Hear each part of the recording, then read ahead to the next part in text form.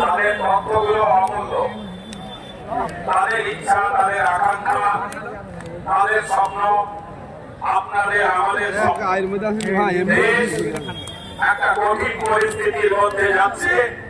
প্রত্যেকটি নাগরিক সমাজ দিনে দিনে বলতে পারছে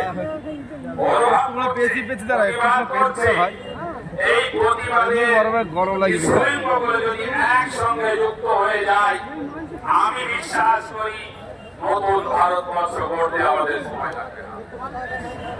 নতুন ভারতবর্ষ, স্বপ্নের ভারত গড়তে আমাদের সময় লাগবে না। সময়ের অপেক্ষা আপনারা ধরে একটু পরীক্ষা দিয়ে যাবেন।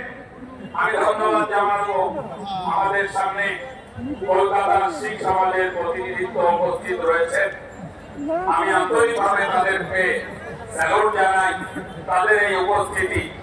এছাড়াও বিগত দিনে যারা পার্লামেন্টে এই অন্যায়ের প্রতিবাদে লড়াই করেছেন, একে আগে আমরা প্রত্যেককেই সাধুবাদ জানাচ্ছি এই মঞ্চ থেকে, এই ধর্ণা মঞ্চ থেকে। যারা বক্তব্য রেখেছেন, তারা এই অন্যায়ের বিপক্ষে ভোট দিয়েছেন, প্রত্যেকে আমাদের জন্য অত্যন্ত শ্রদ্ধনীয় ব্যক্তিত্ব।